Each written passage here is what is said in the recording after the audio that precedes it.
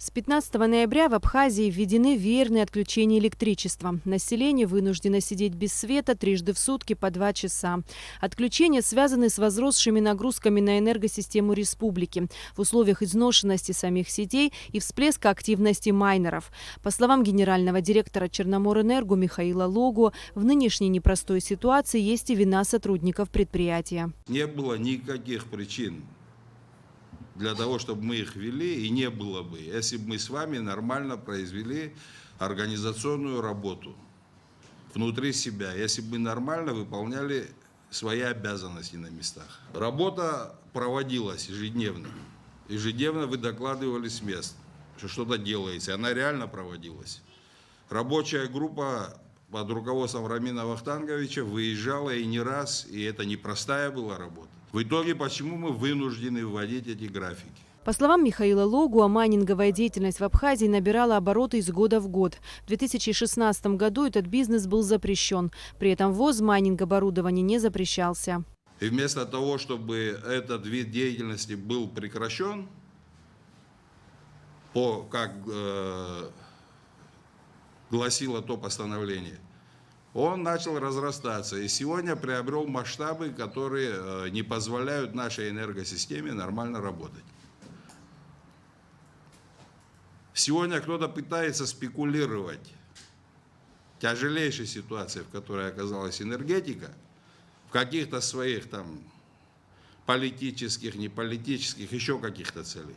Я еще раз хочу, я уже извинился на совещании Минэкономики перед нашим населением, перед нашими гражданами, которые справедливо нас ругают. Но я прошу никого не политизировать эту ситуацию.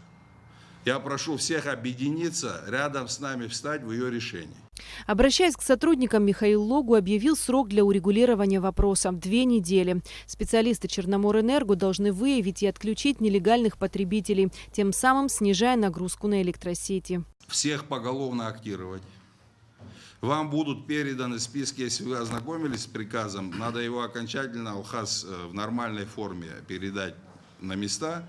Энергосбыт прошу совместно с Натальей здесь, Шакая, передайте, пожалуйста, на места и в рабочую комиссию при Министерстве экономики передайте списки тех, кто к нам обратился и чьи документы находятся на рассмотрении. Этих людей просто предупреждаем о том, как и договаривались. Сейчас у нас пиковые нагрузки, мы должны от них уйти. Что сейчас они не должны работать, что они должны отключиться. Вторая категория людей, к которым вы сегодня подойдете и с пониманием воспримут всю сложность ситуации, мы готовы, хотя и сроки закончились, в виде исключения рассматривать и принимать и их заявки.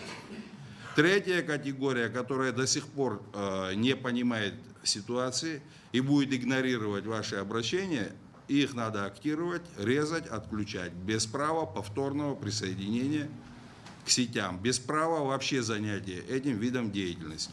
Майнинг-фермы различаются между собой габаритами и мощностью. Несмотря на кажущуюся небольшую нагрузку, мелкие криптофермы довольно ощутимо влияют на электросети. Отключить больших майнеров намного легче, чем выявить и обесточить всех этих майнеров мелких, которые стоят. Я предполагаю, что их нагрузка уже сравнялась с большими фермами, общая. А в некоторых местах даже и преобладает. Значит, даже при веерном отключении нагрузки очень большие, очень серьезные. Работа этой майнера в первую очередь, как вы до этого сказали, влияет на качество электроснабжения у населения.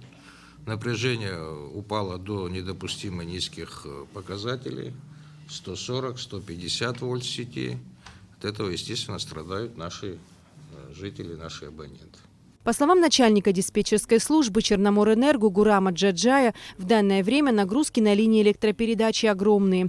Если ситуация не поменяется, при перетоке электричества из России энергия до потребителя может просто не дойти. Даже если мы получим переток, наши сети все равно не смогут передать эту всю мощность, если не будет остановка этих майнингов. 200 с лишним мегаватт до остановки, 900 с лишним миллионов киловатт-часов нужно вперед до остановки. Если пересчитать на 2,75, эта сумма, мне кажется, для всех очень будет колоссальная. Энергетики страны вновь обращаются к майнерам с просьбой проявить сознательность и гражданскую ответственность. В противном случае все население страны может остаться без электричества надолго. Эсма Голанзе, Михаил Братухин, Абхазское телевидение.